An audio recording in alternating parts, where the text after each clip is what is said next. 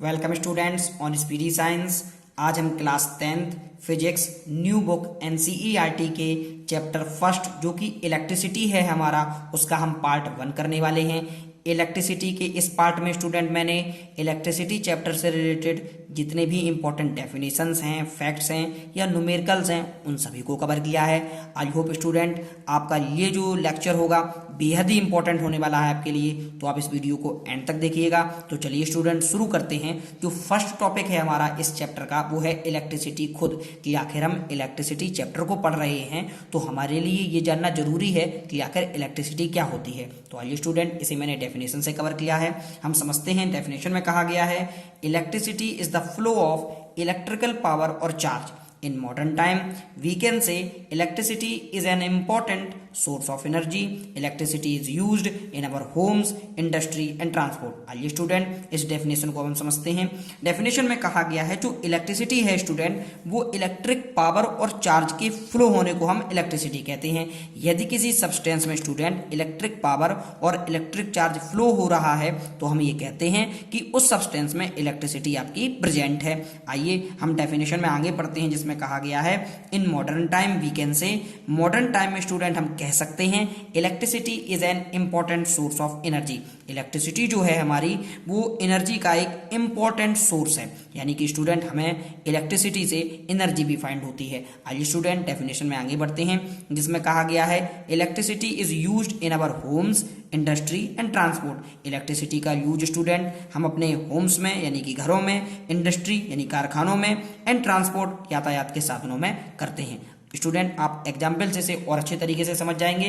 तो चलिए एग्जाम्पल पर स्टूडेंट आइए हम एग्जाम्पल से समझते हैं। फर्स्ट एग्जाम्पल में कहा है electricity is used in our homes for lighting, operating fans and other purpose. Student हम इलेक्ट्रिसिटी का यूज अपने घरों में लाइटिंग करने के लिए, यानी कि बल्ब को जब हम ओपन करते हैं या फिर हम रॉड को ओपन करते हैं या फिर हम CFL को ओपन करते हैं तो उस प्रकार से हम लाइटिंग करने के लिए, या फिर आगे लिखा है ऑपरेटिंग फैंस, फैंस को ऑपरेट करने के लिए।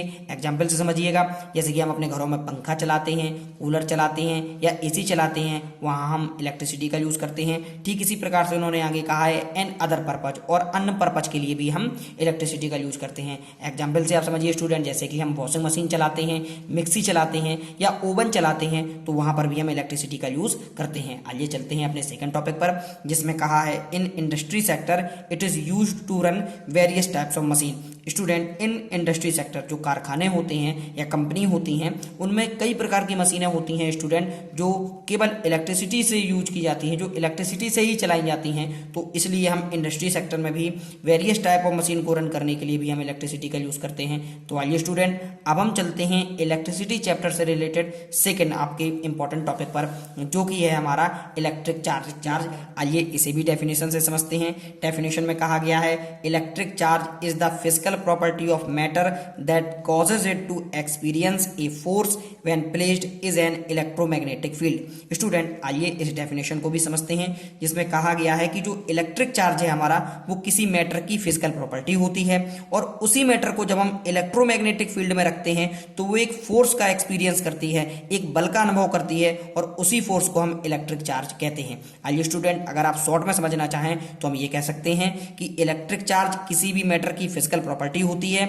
उस मैटर को या सब्सटेंस को जब हम इलेक्ट्रोमैग्नेटिक फील्ड में रखते हैं तो वो एक फोर्स का एक्सपीरियंस करती है, और वही फोर्स हमारा इलेक्ट्रिक चार्ज होता है। आइए स्टूडेंट अब हम इलेक्ट्रिक चार्ज से जुड़े जो इंपॉर्टेंट फैक्ट्स हैं इन्हें समझते हैं। मैं आपको यहाँ एक बात बताना चाहूंगा कि इस चैप्टर में मैं आपको जितने भी इंपॉर्टेंट फैक्ट बताता हूं आप इन्हें अपनी कॉपी में नोट डाउन जरूर कीजिएगा स्टूडेंट, क्योंकि कोई भी जब आप एग्जाम देते हैं, चाहे आप स्कूल का दे रहे हो या बोर्ड का एग्जाम दे रहे हो, उनमें जो ऑप्शनल क्वेश्चन आते हैं वो आमतौर पर इन्हीं इंपॉर्टेंट फैक्ट से पूछे जाते हैं। तो चलिए स्टूडेंट फर्स्ट फैक्ट पर चलते हैं, जो कि हमारा दिया गया है। उसमें लिखा है there are 2 types of electric charge. Student जो इलेक्ट्रिक चार्ज है हमारा वो 2 टाइप्स का होता है। फर्स्ट है हमारा पॉजिटिव चार्ज और सेकेंड है हमारा नेगेटिव चार्ज। आई होप आप को समझ गए होंगे कि इलेक्ट्रिक चार्ज जो है वो 2 टाइप्स का होता है। पहला है पॉजिटिव चार्ज और दूसरा वाला है हमारा नेगेटिव चार्ज। अब हम चलते हैं इसके अदर जो फैक्ट्स हैं उन पर।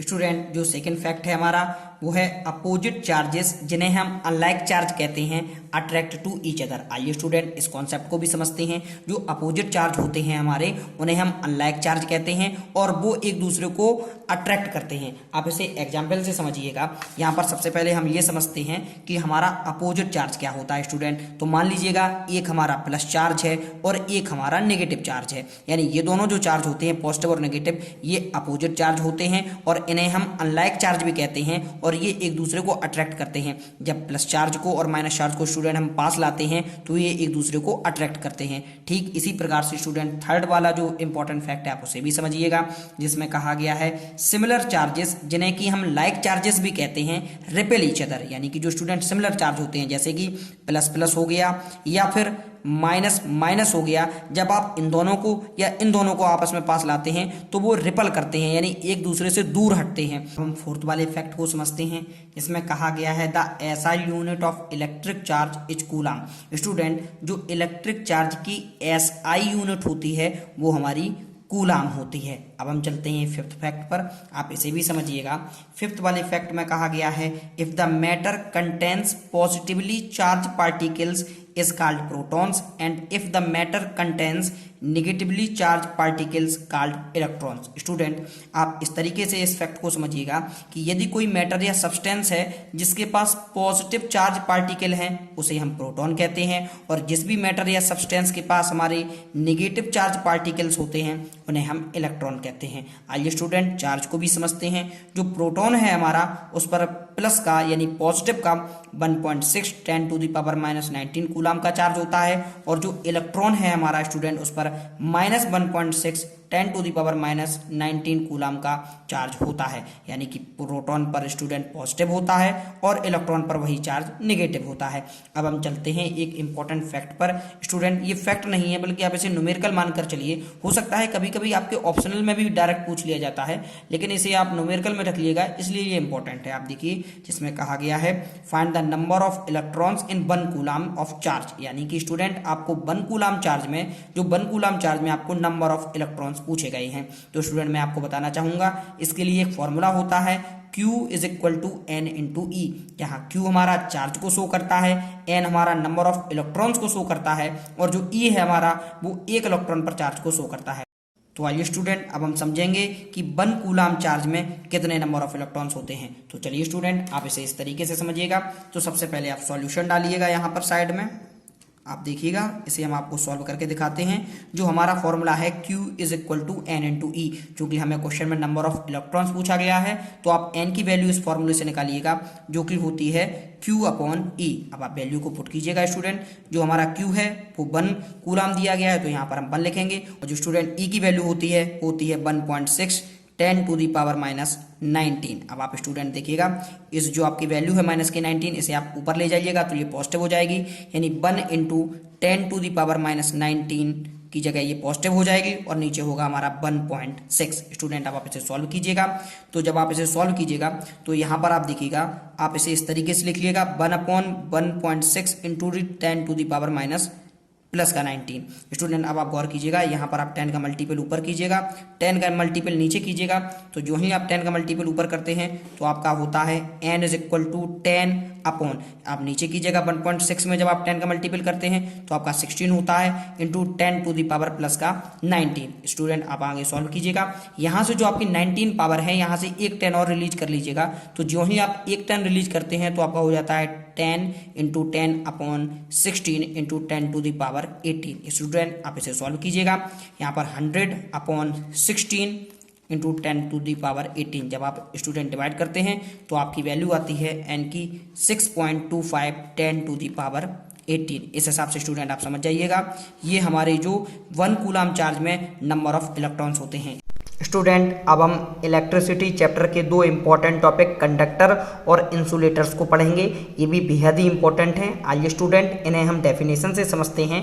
कंडक्टर्स की जो डेफिनेशन में कहा गया है those substances through which electricity can flow are called conductors. Student वो सब्सटेंसेस जिनसे कि इलेक्ट्रिसिटी हमारी फ्लो हो सकती है उन्हें हम कंडक्टर्स कहते हैं। एग्जाम्पल के तौर पर आप देखिए जिसमें दिया गया है metals pin and coppers wire. Metal की जो पिन होती हैं या कॉपर की जो वायर होती हैं स्टूडेंट, वो सभी कंडक्टर्स की एग्जाम्पल में आती हैं स्टूडेंट। इसके अलावा और अगर हम सिंप्लीफाई करके देखना चाहें तो हमारे जो मोबाइल का चार्जर होता है वो भी एक प्रकार का कंडक्टर है, क्योंकि उससे भी हमारी इलेक्ट्रिसिटी फ्लो होती है। अब हम चलते हैं सेकंड, जो कि हमारा इंसुलेटर है। इसे भी डेफिनेशन से समझिएगा, जिसमें कहा गया है those substances through which electricity can not flow are called insulators. इन्होंने स्टूडेंट कहा है कि वो सब्सटेंसेस जिनसे कि इलेक्ट्रिसिटी हमारी फ्लो नहीं हो सकती है वो हमारे इंसुलेटर्स हैं। आइए इनके भी एग्जाम्पल को देखते हैं, जिसमें कहा है plastic cover and dry would, यानी कि प्लास्टिक के कवर और सूखी लकड़ियाँ जिनसे स्टूडेंट हमारी जो इलेक्ट्रिसिटी है वो फ्लो नहीं होती है, तो वो हमारे इंसुलेटर्स हैं। अगर हम स्टूडेंट कंक्लूजन देखना चाहें तो हम ये कह सकते हैं कि वो सब्सटेंसेस जिनसे कि इलेक्ट्रिसिटी फ्लो होती है वो हमारे कंडक्टर होते हैं, और जिनसे इलेक्ट्रिसिटी फ्लो नहीं होती है वो हमारे इंसुलेटर्स होते हैं। आइए स्टूडेंट इससे जुड़े इंपॉर्टेंट फैक्टों को समझते हैं, जिसमें जो फर्स्ट फैक्ट है हमारा, इसमें लिखा है the presence of free electron in a substance make it conductor of electricity. Student आइए इसे भी समझते हैं। उन्होंने कहा है कि किसी भी सब्सटेंस में यदि फ्री इलेक्ट्रॉन प्रेजेंस हैं तो हम कह सकते हैं कि वो इलेक्ट्रिसिटी का एक कंडक्टर होता है। आइए स्टूडेंट यहाँ पर एक जो टर्म हमें पढ़ने को मिली है वो है हमारी फ्री इलेक्ट्रॉन्स। तो फ्री इलेक्ट्रॉन्स क्या होते हैं, आइए इसे स्टूडेंट हम समझते हैं। मैंने आपको फ्री इलेक्ट्रॉन के बारे में डेफिनेशन में नहीं लिखाया है, मैं आपको बता रहा हूं, आप इस तरीके से समझिएगा कि कुछ ऐसे कंडक्टर्स होते हैं जिनके पास कुछ ऐसे इलेक्ट्रॉन होते हैं जिन्हें वो अपने न्यूक्लियाई में आसानी से लूज कर देते हैं, और वही लूज जो आपके होते हैं इलेक्ट्रॉन्स उन्हें हम फ्री इलेक्ट्रॉन्स कहते हैं। आइए स्टूडेंट सेकेंड टॉपिक पर चलते हैं। जो सेकेंड फैक्ट है हमारा, electricity can be classified in 2 parts. Student हम इलेक्ट्रिसिटी को 2 पार्ट्स में क्लासीफाई कर सकते हैं। फर्स्ट है हमारा स्टैटिक इलेक्ट्रिसिटी और सेकेंड है हमारा करंट इलेक्ट्रिसिटी। आइए स्टूडेंट अब हम चलते हैं चैप्टर इलेक्ट्रिसिटी के न्यू टॉपिक्स पर। स्टूडेंट अब हम इलेक्ट्रिसिटी चैप्टर के एक और इम्पॉर्टेंट टॉपिक पर चलते हैं, जो कि इलेक्ट्रिक पोटेंशियल है। आइए इसे भी डेफिनेशन से समझते हैं। डेफिनेशन में कहा गया है the work done in moving a unit positive charge from infinity to any point of electric field is called electric potential. Student हम एक यूनिट पॉजिटिव चार्ज को इन्फिनिटी से इलेक्ट्रिक फील्ड के किसी भी पॉइंट तक लाने में जितना वर्क डन करते हैं वो हमारा इलेक्ट्रिक पोटेंशियल कहलाता है। स्टूडेंट इस प्रकार से देखिएगा, जो एरो के सिंबल बनाए हैं मैंने वो इलेक्ट्रिक फील्ड को शो करता है, और उसके अंदर एक पॉइंट ए है और यहाँ पर जो पॉइंट रखा हुआ है ये इन्फिनिटी है। तो अगर इन्फिनिटी पर हमारा एक यूनिट पॉजिटिव चार्ज है जिसे हम इन्फिनिटी से अपने इलेक्ट्रिक जो फील्ड है हमारा उसके किसी भी पॉइंट तक ले जाने में जितना वर्क डन करते हैं वो हमारा इलेक्ट्रिक पोटेंशियल कहलाता है। आइए स्टूडेंट इसके फैक्ट्स को समझते हैं। फैक्ट में कहा गया है कि potential is denoted by V and it's SI unit is volt. Student potential को हम V से डिनोट करते हैं और उसका जो SI यूनिट होता है वो वोल्ट होता है। स्टूडेंट हमारा जो अगला टॉपिक है वो है पोटेंशियल डिफरेंस। आइए इसे भी डेफिनेशन से समझते हैं, जिसमें कहा गया है the amount of work done in moving a unit charge from one point two other point in electric field is called potential difference. आइए स्टूडेंट इस डेफिनेशन को भी समझते हैं, जिसमें कहा गया है कि एक यूनिट चार्ज को इलेक्ट्रिक फील्ड में एक पॉइंट से दूसरे पॉइंट तक ले जाने में स्टूडेंट हमें जितना भी वर्क डन करना पड़ता है वो हमारा पोटेंशियल डिफरेंस के इक्वल होता है। आइए स्टूडेंट इसे हम फॉर्मूला से समझते हैं। फॉर्मूला में कहा गया है potential difference is equal to work done upon charge. Student आइए अब पोटेंशियल डिफरेंस को हमने आपको बताया था कि V से डिनोट करते हैं, वर्क डन हमारा W होता है और क्वांटिटी ऑफ चार्ज होता है वो स्टूडेंट हमारा Q होता है। तो हमारा फॉर्मूला बनता है V is equal to W upon Q। आइए स्टूडेंट इसके भी इंपॉर्टेंट फैक्ट्स पर चलते हैं। फैक्ट्स को देखिएगा, जिसमें कहा गया है potential difference is measured by an instrument called voltmeter. Student potential difference को हम जिस इंस्ट्रूमेंट से मेजर करते हैं वो हमारा वोल्टमीटर कहलाता है। इसी प्रकार से आगे और इंपॉर्टेंट फैक्ट हैं, इसे भी समझिए स्टूडेंट, जिसमें कहा गया है a voltmeter has high resistance. Student voltmeter जो होता है उसका रेसिस्टेंस हाई होता है, और जो अगला दिया गया है जिसमें कहा गया है the other name of potential difference is voltage. Student potential difference का जो अदर नेम होता है यानी जो अन्य नाम होता है वो हमारा वोल्टेज होता है। आइए अब हम चलते हैं इलेक्ट्रिसिटी चैप्टर से जुड़े एक और इंपॉर्टेंट टॉपिक पर। स्टूडेंट, इलेक्ट्रिसिटी चैप्टर के न्यू टॉपिक पर चलने से पहले मैंने अभी आपको जो पोटेंशियल डिफरेंस की डेफिनेशन और फॉर्मूला बताया है, आप यहाँ पर देख सकते हैं B बराबर W/Q। इससे रिलेटेड मैं आपको अब न्यूमेरिकल कराने जा रहा हूँ, जिससे कि आपको पोटेंशियल डिफरेंस की डेफिनेशन, उसके फैक्ट्स और न्यूमेरिकल तीनों ही कॉन्सेप्ट क्लियर हो जाए। तो चलिए स्टूडेंट, इस क्वेश्चन को करते हैं। क्वेश्चन में कहा गया है how much work is done in moving a charge of 2 coulomb from a point at 118 volt to a point 128 volts. आइए स्टूडेंट, इस क्वेश्चन को समझते हुए सॉल्व करते हैं। क्वेश्चन में कहा गया है कि हम 2 कूलम के चार्ज को, जो कि एक पॉइंट 118 वोल्ट से दूसरे पॉइंट 128 वोल्ट तक लाने में कितना वर्क डन करना होगा। स्टूडेंट, क्वेश्चन को फिर से समझिएगा कि 2 कूलम के चार्ज को 118 वोल्ट के एक पॉइंट से 128 वोल्ट के दूसरे पॉइंट तक लाने में हमें कितना वर्क डन करना होगा। तो चलिए स्टूडेंट, अब हम सवाल को शुरू करते हैं। तो सबसे पहले आप लिख लीजिएगा कि आपको क्वेश्चन में दिया क्या गया है। तो सबसे पहले आप सॉल्यूशन डालिएगा और लिखिएगा गिवन दैट, कि हमें क्वेश्चन में क्या क्या दिया गया है। गिवन दैट, आपको क्वेश्चन में जो दिया गया है स्टूडेंट उसे लिख लीजिएगा। तो सबसे पहले हम पोटेंशियल डिफरेंस निकालते हैं, क्योंकि यहाँ पर आप देखिएगा ये हमें V1 दिया गया है, ये हमें V2 दिया गया है। तो जो पोटेंशियल डिफरेंस क्या होगा स्टूडेंट, उसे समझिएगा। पोटेंशियल डिफरेंस होता है student V2 minus V1। V2 minus V1 जो है तो 128 माइनस 118 वोल्ट। जब आप सॉल्व करते हैं तो स्टूडेंट जो वोल्ट है, यानी कि पोटेंशियल डिफरेंस है, जिसे हम V से डिनोट करते हैं, उसकी वैल्यू आती है 128 माइनस 118 करने पर 10 वोल्ट। स्टूडेंट, इसके बाद आप देखिएगा आपको दिया गया है यहाँ चार्ज जो है आपको 2 कूलम दिया गया है।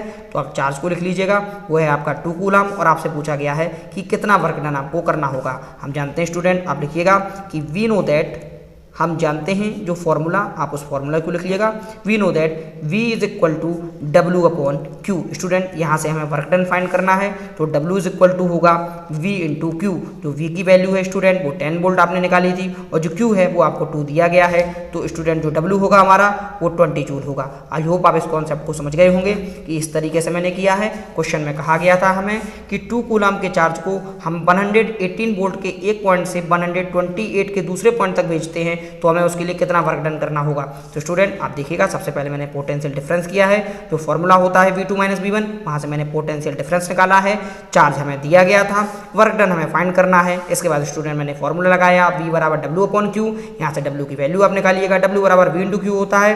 तो आप V की वैल्यू 10, Q की वैल्यू 2, जब आप मल्टीपल करते हैं तो आपका 20 जूल होता है। आइए स्टूडेंट, अब हम चलते हैं नेक्स्ट टॉपिक पर।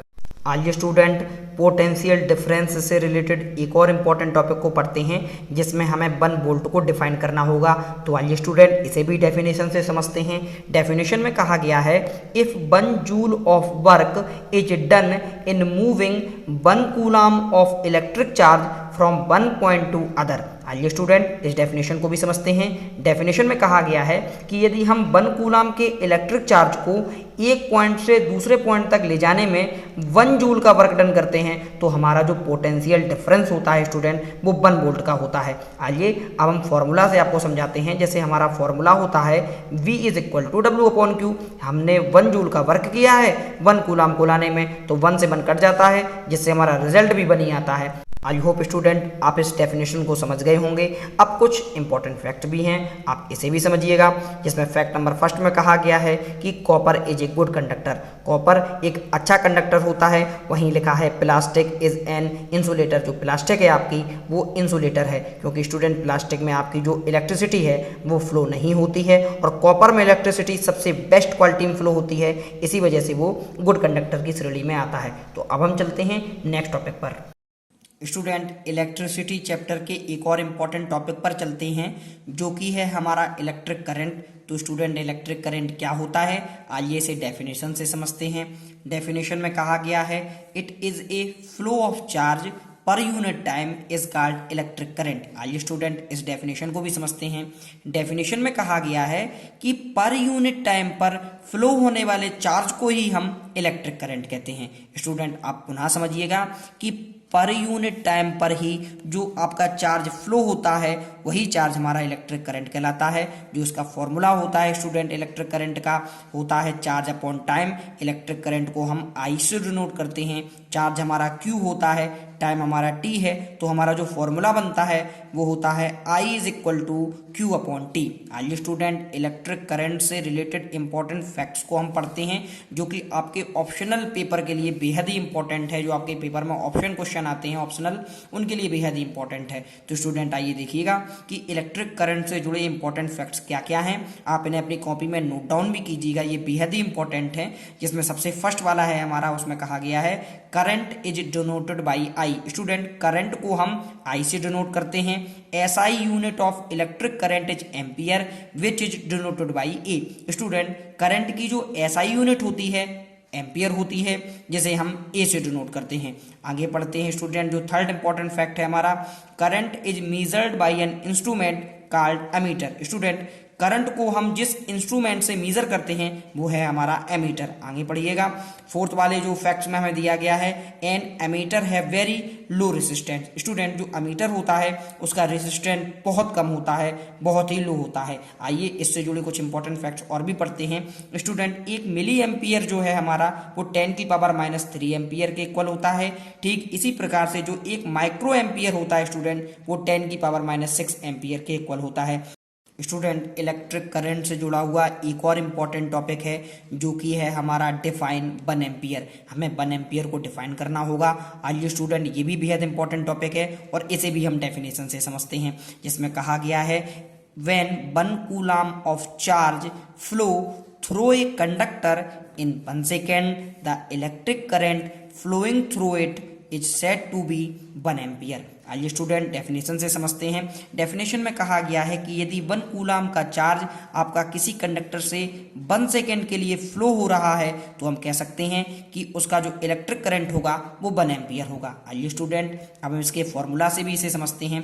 आई बराबर हमारा क्यू अपॉन टी होता है। यदि हम क्यू को 1 कूलम लेते हैं और टी को 1 सेकेंड लेते हैं, तो आप देखिएगा आई इज इक्वल टू 1/1 होता है, जिससे हमारा 1 फाइंड होता है। और आई जो है हमारा इलेक्ट्रिक करंट को शो करता है, जिसका जो ऐसा यूनिट होती है वो एम्पियर होती है। इस हिसाब से हमें I is equal to 1 ampere find होता है। आइए स्टूडेंट, इससे भी जुड़े कुछ इंपॉर्टेंट फैक्टरों को समझते हैं। देखिएगा यहाँ पर हमारा, अगर हम यहाँ से Q की वैल्यू को फाइंड करते हैं तो हमारा एक फॉर्मूला बनता है Q is equal to I into T. ठीक इसी प्रकार से स्टूडेंट, हमने जो स्टार्टिंग में ही इस चैप्टर के एक फॉर्मूला पढ़ा था, Q बराबर N इंटू ई। दोनों ही इक्वेशनों को आप बराबर कर दीजिएगा तो आपका एक नया फॉर्मूला निकल कर आता है N E is equal to I into T, जहाँ N आपके नंबर ऑफ इलेक्ट्रॉन्स हैं, ये 1 इलेक्ट्रॉन का चार्ज दिया गया है, I आपकी इलेक्ट्रिक करंट को शो करती है और टी आपके टाइम को शो करती है। आई होप आप इस कॉन्सेप्ट को समझे होंगे। अब हम चलते हैं इस चैप्टर से जुड़े हुए अन्य इंपॉर्टेंट फैक्ट्स और टॉपिक्स पर। स्टूडेंट, अभी हमने इलेक्ट्रिक करंट से रिलेटेड इंपॉर्टेंट फैक्ट्स को, डेफिनेशंस को और फॉर्मूलों को पढ़ा है। अब हम स्टूडेंट इलेक्ट्रिक करंट से ही रिलेटेड एक इंपॉर्टेंट न्यूमेरिकल को सॉल्व करने वाले हैं। तो चलिए स्टूडेंट शुरू करते हैं। न्यूमेरिकल में हमसे कहा गया है if the current through a bulb is 5 ampere what charge passes in 10 second. Student, question में हमसे कहा गया है कि एक बल्ब से जो करंट फ्लो हो रहा है वो 5 एम्पियर का है। आपको बताना होगा कि 10 सेकेंड में उस बल्ब से कितना चार्ज पास हुआ है। आइए स्टूडेंट, इस क्वेश्चन को सॉल्व करते हैं। तो सबसे पहले आपको जो क्वेश्चन में दिया गया है आप उसे नोट डाउन कर लीजिएगा। तो आपको दिखेगा यहाँ पर करंट दिया गया है, तो आप लिखिएगा वी हैव, हमारे पास जो दिया गया है उसे आप इस तरीके से लिखिएगा, वी हैव करंट। करंट को स्टूडेंट हम जानते हैं कि हम आई से डिनोट करते हैं, तो आप आई से डिनोट कर लीजिएगा, जो आपको दिया गया है 5 एम्पियर। ठीक इसी प्रकार से आपका जो टाइम दिया गया है, जिसे हम टी से डिनोट करते हैं, वो हमें दिया गया है 10 सेकेंड। और हमसे पूछा गया है कि 10 सेकेंड में एक बल्ब से कितना जो चार्ज है वो पास हुआ है, यानी आपको चार्ज पूछा गया है। तो आप चार्ज ब्रैकेट में क्यों लिखिएगा, आप क्वेश्चन सिंबल लगाइएगा क्योंकि हमसे चार्ज पूछा गया है। अब आप लिखिएगा वी नो दैट, हम जानते हैं कि आप फॉर्मूला लिखिएगा जो आई बराबर होता है स्टूडेंट Q अपॉन टी। अभी हमने पढ़ा है, आप देख सकते हैं, मैंने अभी आपको बताया है कि current is equal to charge upon time, I is equal to Q upon T. आप इसका यूज कीजिएगा। तो अब आप देखिए यहाँ पर हमसे चार्ज पूछा गया है, तो Q का फॉर्मूला यहाँ से निकालिएगा, तो जो T है लेफ्ट हैंड में जाकर आपका मल्टीपल हो जाएगा आई से, तो Q is equal to I into T होता है। ठीक इसी प्रकार से स्टूडेंट, अब आप वैल्यू को पुट कीजिएगा। जो आई है आपका वो 5 एम्पियर है, जो टी है आपका वो 10 सेकेंड है, यानी कि जब आप मल्टीपल करते हैं तो 5 10 या 50 होता है। 50 कूलम चार्ज हमारे 10 सेकेंड में पास होता है। आई होप स्टूडेंट आप इस क्वेश्चन को समझे होंगे। स्टूडेंट इलेक्ट्रिसिटी चैप्टर के एक और इम्पॉर्टेंट टॉपिक पर हम चलते हैं, जो कि है हमारा ओम्स लॉ। एग्जाम के पॉइंट ऑफ व्यू से स्टूडेंट ये बेहद ही इंपॉर्टेंट टॉपिक है, तो आइए इसे भी समझते हैं डेफिनेशन के थ्रू।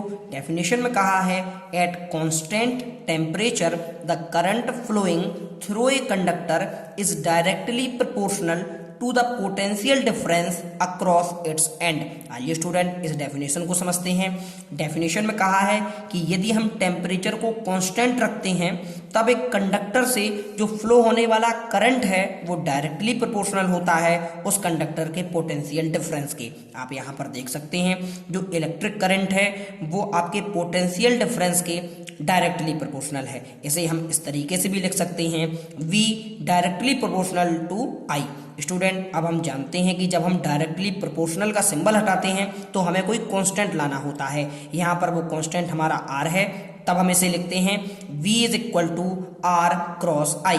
स्टूडेंट अब आप गौर से देखिएगा, मैंने यहाँ पर लिखा है here R is a constant called resistance of the conductor. यहाँ पर R हमारा एक कांस्टेंट है जो कि कंडक्टर का रेजिस्टेंस कहलाता है। अब आप स्टूडेंट यहाँ पर एक चीज गौर से देखिएगा, यदि हमें यहाँ से R की वैल्यू निकालनी हो तो हम I को लेफ्ट हैंड साइड में लाएंगे और यहाँ पर मल्टीपल है तो लेफ्ट हैंड में जाने पर ये डिवाइड में जाता है। तो इस हिसाब से हमारी जो R की वैल्यू होती है R is equal to V upon I।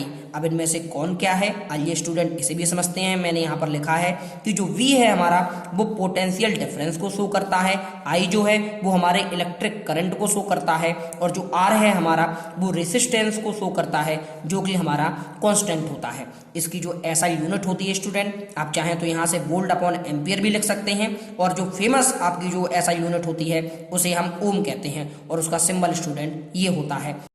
आइए स्टूडेंट अब मैं आपको कॉन्सेप्ट ऑफ प्रोपोर्शनल क्या होता है इसे भी समझाऊंगा, तो आप गौर से देखिएगा। यहाँ पर जो हमारा फॉर्मूला लिखा है V is equal to R into I। यहाँ से स्टूडेंट I का फॉर्मूला जब आप फाइंड करते हैं तो जो R है आपका उसे आप लेफ्ट हैंड साइड में ले जाएंगे जो कि डिवाइड में जाता है, तब आपका फॉर्मूला बनता है I is equal to V upon R। यहाँ से स्टूडेंट मैं आपको कॉन्सेप्ट ऑफ प्रोपोर्शनलिटी क्या होती है आइए इसे भी समझाऊंगा। जिसमें फर्स्ट पॉइंट जो हमारा दिया गया है जिसमें कहा गया है the current is directly proportional to the potential difference. Student यहाँ पर जो आपका इलेक्ट्रिक करंट है वो पोटेंशियल डिफरेंस के डायरेक्टली प्रोपोर्शनल होता है। आपने लिखा है I proportional to B।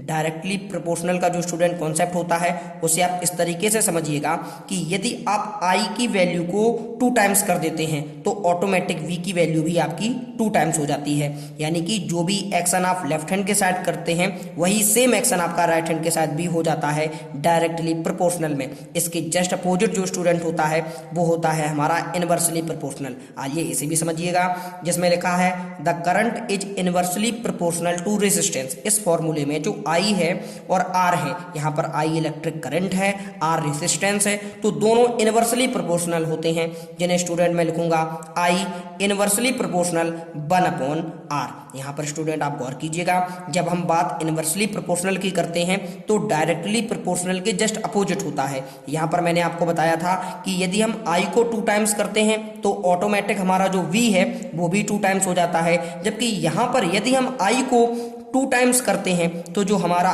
R है वो हाफ हो जाता है, यानी जस्ट अपोजिट होता है डायरेक्टली प्रोपोर्शनल के इनवर्स प्रोपोर्शनल में। तो स्टूडेंट आई होप आप इस कॉन्सेप्ट को समझे होंगे।